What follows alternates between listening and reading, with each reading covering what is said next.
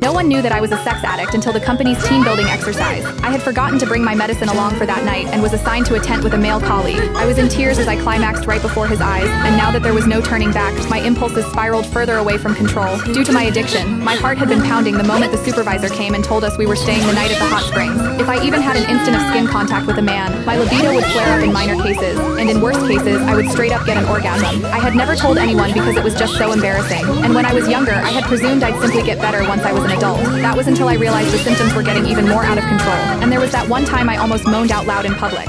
Fighting back the embarrassment that almost killed me, I went to the doctor and got some medicine. However, I had forgotten to bring my medicine, as this team-building exercise was organized out of the blue, and very far from my home, even as I fought against the fear eating me inside, warning myself to restrain myself and stay well behind. Our supervisor suddenly announced, "Sorry guys, all the rooms have been booked, but we have tents. There aren't many, so we're just going to have to make do. Ruth, you're going to Dean's tent." And that was how we got to the situation right now. Me, a sex addict with no meds within reach, following the burly man into the tent. I did my best to keep to a corner in the tent, biting my lip and closing my eyes while telling myself to fall asleep as soon as I could before the last dosage lost effect. But that was when Dean came to me. "What's wrong?" he asked.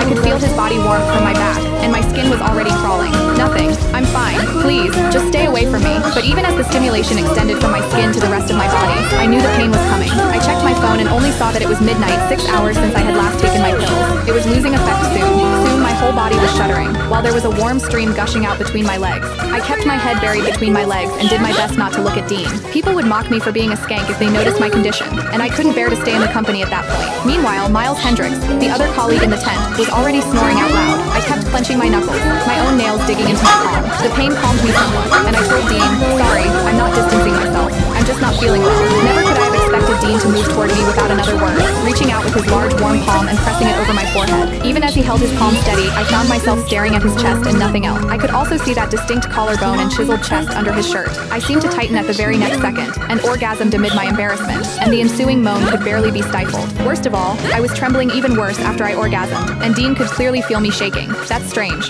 Why are you so flushed? You don't even have a fever," he murmured, not giving up feeling my forehead and cheeks just then. I trembled even more and turned my face away, but it was the back of the tent right behind me. Having nowhere else to go, I clenched my jaw so I wouldn't moan again, even as I decided I couldn't stay in this sealed room when all I could smell was Dean. He wasn't a smoker, so his faint soapy and hormonal scent was especially recognizable. I could feel all the pores around my opening, as the orgasm left me painfully sensitive to everything. In the heat of the moment, I pushed Dean away and sent him stumbling backward, while I scrambled to crawl out of my tent, not caring that my skirt was short, exposing my wet panties right in front of his eyes. He promptly turned away to stop himself from staring, but he was no brat either.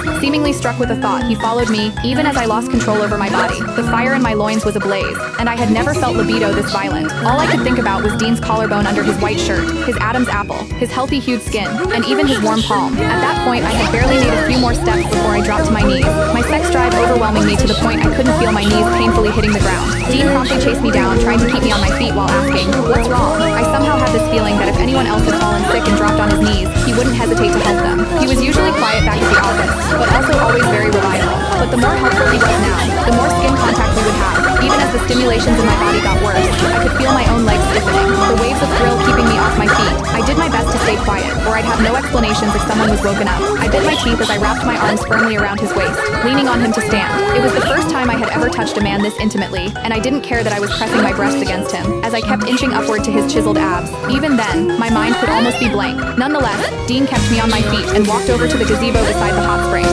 When he helped me sit down, I tried to push him away forcefully again, but the chain of orgasms had long since left me exhausted. That was when we heard the faint moans from a nearby tent, and I was left burying my face in my palms. This was bad. I had just barely calmed down, but Debbie from accounting and her husband had to do that now. Dean looked at me once and pulled me to hide in the nearby bushes, and we did our best not to make a sound. Under the stars' glow, I could see the silhouette of Debbie and her husband arriving where I had just sat, and they went straight to business. I felt a chain around me, binding me and threatening to rip me apart, as we watched Debbie's husband thrusting deep into her from behind her, while Debbie clasped a palm over her own mouth to stifle her moans. My body, which had barely calmed down, reacted violently, especially with his scent, which by now was burned into my mind. No, this wouldn't do. I begged Debbie and her husband to be quick, but As it turned out, they had plenty of stamina. Even as I felt Dean's body warmth seemingly unfurling away from him, I orgasmed again for no reason, and I was whimpering before I knew it. Suddenly, I felt his arm around me, clamping my mouth.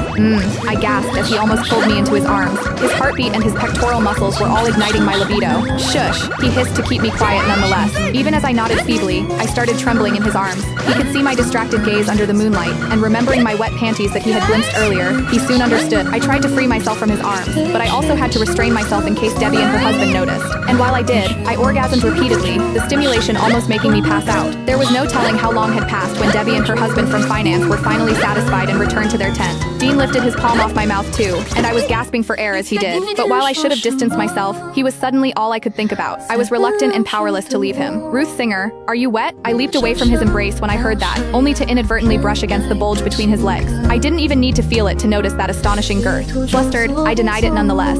I'm not. Dean frowned, and without another word, he reached under my skirt. Really? He rasped, trailing off and stimulating me all the more. As his coarse fingers brushed against my skin, it seemed to set me on fire, and I tried to squeeze my legs together, only for him to pry them apart. I felt like I was struck by thunder, as he gently brushed his finger against the fringes of my panties, as all my senses kicked into overdrive. It tickled here, there, everywhere, especially there. I pushed against him, but I also desired him as my fingers clenched on his shirt. Ah, Dean, I moaned, not recognizing my own voice. The little devil and the little angel on each of my shoulders were waging war, as I wanted him to penetrate me deeply, but I ironically tried to push him away too. Everything was already driving me crazy when Dean abruptly slid under my panties.